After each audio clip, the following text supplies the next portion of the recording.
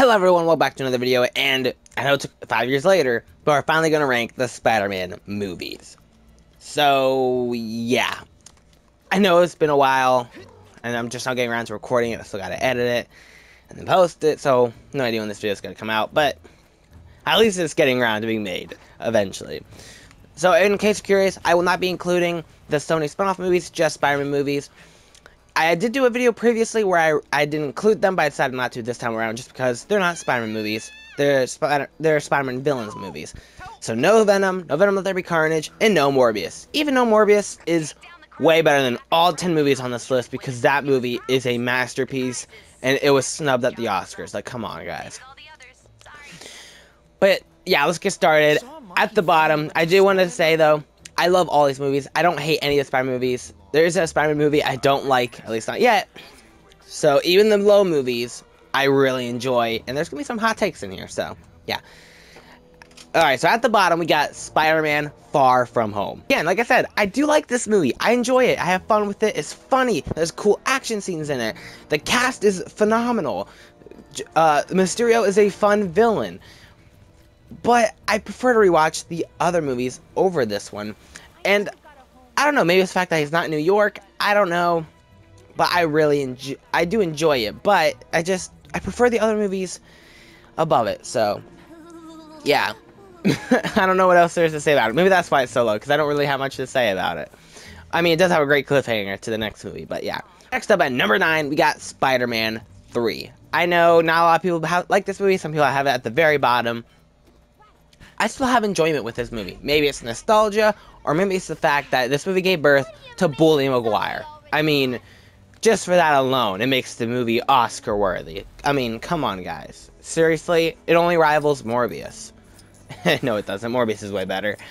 But, no, I still enjoy this movie. I think Sandman is a great villain in this movie. I love his motivation. Thomas Hayden Church does a great job. And now, Venom, you could obviously, it's very obvious that Venom was shoved into this movie. I thought the continuation of Peter and Harry's relationship was done very well. And I feel like the ending, too, like, to me, I always thought it was a pretty great ending to Tobey Maguire's trilogy. It might not be I'm not saying, like, it's the best movie, but I feel like the actual way they ended the story is a pretty good way to end the story. And it's funny, because I remember when watching it as a kid, I was like, this ending sucks. It's so somber and sad, and Peter and MJ aren't even together anymore, and blah, blah, blah, blah.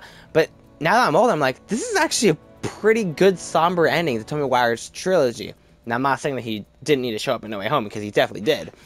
But I did think it was a pretty solid ending to the trilogy. As in how they end the story, not as in the movie itself. Because the movie itself, I feel like, drags on. I think the movie is way too long.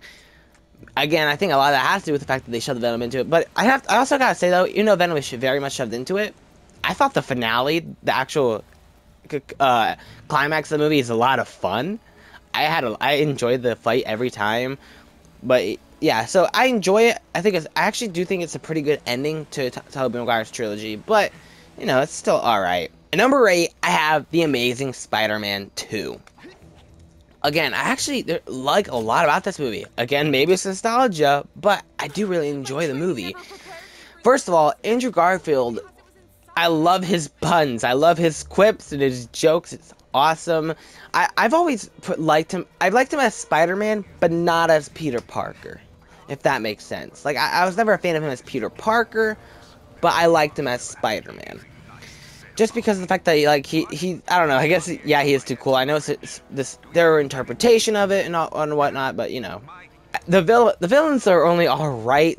Green Goblin is just, it feels like he's just there to kill Gwen. That way they can keep it comic accurate-ish. Rhino shouldn't have been in the movie. And Electro was extremely cheesy. I mean, he wasn't awful, but he wasn't good. To me, where this movie shines is being a Peter and Gwen story. Emma Stone's Gwen Stacy, in my personal opinion, is the best love interest when it comes to Spider-Man movies, or at least the live-action ones. Zendaya does a great job. She's great, but I don't know. Maybe again, it could just be because I grew up watching these movies, but I always thought that she was the best love interest. And I think their chemistry is just so good. like it was just great. Like, to me, it does feel like, it almost feels like Mark Webb, the director, wanted to make a relationship movie, and Sony was like, we want a Spider-Man movie. He's got to fight 3 villains, and we got to set up Sinister Six in Amazing Spider-Man 3. And Mark Webb was like, but I want to make a movie, relationship movie with Andrew Garfield and Gwen and Emma Stone. They're like, no, make a Spider-Man movie. That's kind of what it felt like. But yeah, I still enjoy it. Some of the action scenes are still really cool, I think. Like, him in Times Square was really cool. The opening was a lot of fun. So I really enjoy the movie, even though it's not that great. The villains are meh. Again, this movie is way too long. It should have been way shorter. There's a couple of parts that do feel like they drag on a bit. Mostly the Oscorp stuff. I mean, this movie does have so much setup. It feels like a lot of this movie has so much setup that goes nowhere because of the fact that it was canceled. I really do want I would love to have had Amazing Spider-Man 3 just so we could close out the trilogy, have a conclusion, but, you know, yeah. And then next up at number 7, we have The Amazing Spider-Man. Again, I really enjoy this movie, even though it does have its flaws. What I find funny is that The Amazing Spider-Man and The Amazing Spider-Man 2, while both, to me personally, being enjoyable, feel like 2 completely different movies. It kind of felt like, for each movie, Sony was just trying to follow the trend. When The Amazing Spider-Man came out, The Dark Knight was really popular, and people like, it was dark, it was grounded, it was gritty, people loved it. And Sony was like, let's make a dark, grounded, gritty Spider-Man movie. So that's what this movie kind of feels like they're trying to do that. Where it feels darker, it feels grittier, it feels like they're trying to make it as grounded as possible to make Spider-Man, because it is still Spider-Man. And then when the second movie came out, the MCU was popular. Big crossover setup. That's what was cinematic universes. So that's what they're trying to copy off of. So it does complete tone shift from a bit darker to like outright comic booky, and them trying to set up a whole bunch of stuff for a cinematic universe. So like it feels completely different. But I think I enjoy this movie. Once again, Andrew Garfield is a great Spider-Man. Not my favorite Peter Parker, but he's a great Spider-Man. Emma Stone is like perfectly casted as Gwen Stacy, and their chemistry is just great. The Lizard isn't a horrible villain, even though I feel like they could have done a bit better with him. I think Lizard can be done really well, and he was alright in this movie. There are some scenes I absolutely love, like the scene on the bridge when Spider-Man is saving the kid from the car. I love that scene. It's amazing. Amazing. No? Okay. But I thought that scene was awesome. And some of the action scenes are pretty good. And so I do enjoy the movie.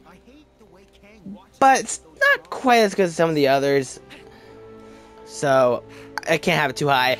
So yeah. Also, I do want to say that Gwen Stacy's death in The Amazing Spider-Man 2 was actually really emotional. I was not expecting it to be that emotional, but it was. I think it's just because of how good Emma Stone did portraying the character, how much chemistry they had, and like you really bought Andrew Garfield's performance when she died. So I think that helped add to it. But yeah, I thought that was done really well. All right, for these next 2, I went back and forth on constantly, and they're constantly shifting. I honestly think I might change my mind by the time I'm done making this video. But as of right now, at number 6 is Spider-Man Homecoming. I love this movie. I think it's great. The comedy lands for me. The cast is awesome and fun. Tom Holland does a great job as Spider-Man and Peter Parker. Ned is such a fun best friend. Aunt May was done pretty well. The Iron Man stuff, I know a lot of people was like, haha, Iron Boy Jr. I thought the Iron Man stuff was done really well in this movie. I think it was done at its best in this movie. Some of the action was cool. Vulture is a phenomenal villain, in my personal opinion. Not only is he one of the best Spider-Man Spider-Man villains when it comes to cinematic villains, he's also one of the best MCU villains. Like, I thought Michael Keaton's performance is just amazing. He has the motivation. Michael Keaton can be kind and fun when he's being the kind, fun dad, while also being scary and menacing, like that scene in the car. Like, oh, wow, that's how you do a villain. And yeah, and so I thought that was a lot of fun with this movie. They have some great moments, like when he's lifting up the rubble as well, and I like how he has to rely on his homemade suit for the final fight. I just love this movie so much, and I'm almost talking myself and putting it to switching it out with number 5. But since I already said it, I am going to keep it the way it is for now, but this might change, like, tomorrow, maybe when I'm done recording. But yeah, right now, unless it's recency biased, at number 5, to kick off the top 5, is Spider-Man Across the Spider-Verse. I actually know this one, despite the fact that it's in the top 5, is also surprisingly controversial, like a hot take, because a lot of people I see have it at like their number 1. Now, like I said, I really like this movie. I think it's great. I do think it's a bit long, but the animation is phenomenal. The characters are awesome. The story is a great part 1. I know a lot of people had mixed feelings on the cliffhanger. There are a lot of people who are like, that's awful, because I 100% agree. It does feel like we're about to go into the climax, and then to be continued. But it also gets me extremely hyped. Like, I feel like the scene was done really well, where it got me extremely hyped. But then it cuts off. But yeah, I thought it was done in a pretty good way. There were some great twists. I thought they did a great job tying back with the first movie. I have a super controversial take with the animation, where I love the phenomenal animation. I love that animation style changes for each universe. But one thing I have to say, despite the fact that I like how the animation style of Gwen's world kind of looks like the comic book covers, I feel like it's a bit much with the background constantly changing. I know that's a very hot take. That's controversial. A lot of people are like, oh, that's why it's so phenomenal. To me, it's like kind of distracting. It's like, why is it constantly changing? But yeah, so I enjoy the movie. But a lot of people, I feel like, I don't fully understand everybody's hype. I don't know how to say it. I don't fully understand why people think it's better than other Spider-Man movies and other superhero movies. Like, I've heard people be like, this is the best Spider-Man movie of all time. It's the best superhero movie of all time. It's the best animated movie of all time. It's the best movie of all time. And I'm like, yeah, it's great. But there's Spider-Man movies better than it. There's Marvel movies better than it. Superhero movies are better than it. And there are animated movies better than it. Barely, but there are. So I don't fully understand all that. And, like, obviously something you probably have noticed with this ranking is that with it being the second film, some people think it's better than the first. And as you can tell by the ranking so far, I don't agree with that. I think the first one is better. But I do agree that it is a great movie. Just not better than the top 4. And I was debating on putting it under Homecoming. And part of me wonders if I made the right decision, but I'm going to stick with it for now. But yeah, but you're probably wondering, okay, if you're wondering where Into Spider-Verse does rank, we're about to get there soon. Not quite yet. At number 4, we actually have Spider-Man 2. This might be the same. I think the top 4 are actually the exact same as the last ranking. So at number 4, we got Spider-Man 2. I love this movie. Again, there's some nostalgia with it, but it's a great story. Doc Ock is a phenomenal villain. Alfred Molina, I hope I can say his name right, is like perfect casting for Doc Ock. I think they do such a great job with him. Again, they continue the story from the first film with him, MJ, and Harry pretty well, even if MJ is, you know. But I mean, I feel like Kristen Dunst does the best she can with what she's given. I think some of it is the writing when it comes to why her character is I do think Kristen Dunst does the best she can. Tobey Maguire is a whole lot of fun. He's a great Spider-Man and a great Peter Parker. Aunt May is great in this movie too. And I just think it's a great movie. I love this movie. Now, as you can see, there are some movies I do prefer to rewatch over this one, but this movie is phenomenal. It's awesome. Not quite great superhero movie all the time. I know before Across the Spider-Verse, this was like this best superhero movie of all time. I don't quite agree with that. Shoot, I don't even think it's the best Spider-Man movie of all time, because there's 3 specifically that I like more. But I do think it is a great movie. Alright, so kicking off the top 3, I can't tell if it's controversial or not, because it used to be like people loved the movie, and then people hated the movie. Right now, I think that people are mixed on the movie. But to kick off the top 3, at number 3, we have Spider-Man No Way Home. Now, this is a very flawed movie. The way the main plot kicks into gear with the two smart characters being dumb. What? How? Why? The movie is also way too long. And in my personal opinion, I feel like there are a couple moments that drag. Well, a couple minutes at the beginning and the middle that drag. Once, you know, Tom and Andrew kick in, it doesn't. I could watch that forever. But before those two come in, it kind of drags a bit. And I feel like Lizard and Electro didn't really, Lizard and Sandman didn't really need to be there. In fact, I feel like it kind of ruins Sandman's character a bit to have him be here. But I can't deny the fact that I love this movie. It's so much fun. It was one of the best theater experiences probably since Endgame. Having the three Spider people together is not only something I never thought I'd ever see, but it's just a blast. It's done so well. I never would expect these 3 actors to have great chemistry, but they do. Andrew Garfield, Tobey Maguire, Tom Holland have such great chemistry with one another. It's crazy.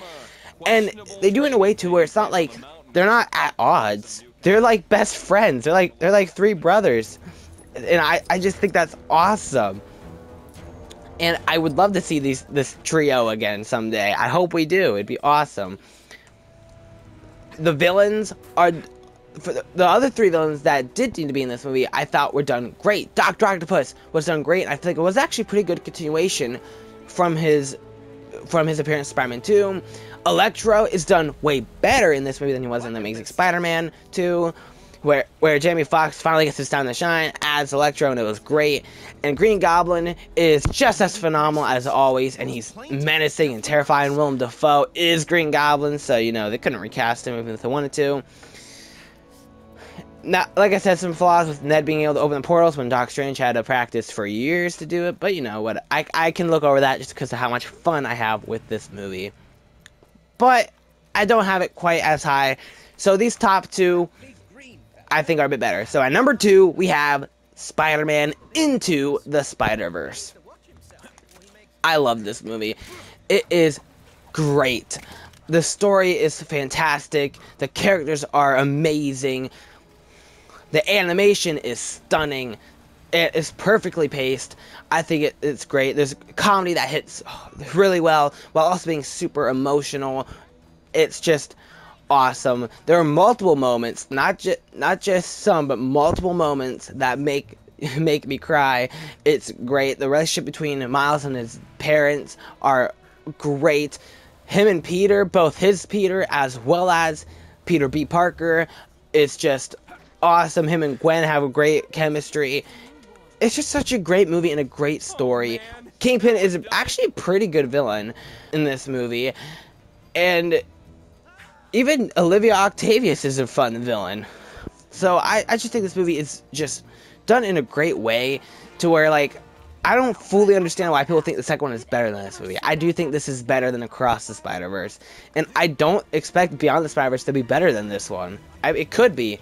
But man, this is just so good. And honestly, if number 1 didn't exist, this would be number 1. But yeah, so I just think the movie's done phenomenally well. It's the first time we see Miles Morales on the big screen, and they do such a great job with this character. I do find it kind of funny though. 2018 was like the year to introduce Miles Morales to the general public, because we had Into the Spider-Verse in December during the theaters that introduced him, and then we had in September Marvel Spider-Man the video game to introduce him. That was kind of funny. Shoot, this year same thing. Across Spider-Verse and Marvel Spider-Man 2 are coming out in the same year. But yeah. So yeah, I just think this movie is great. But I do. It's not quite at number 1, even though it almost is. I think I thought about it. I almost put this at number 1, but last minute I decided not to. At number 1, we got Spider-Man from 2002. I do think nostalgia has a big part to play in why Into Spider-Verse is not number 1. But I do think this movie is great. I think the story is great. Tobey Maguire, like I said 3 times already. Great Spider-Man, great Peter Parker. He's just done really well.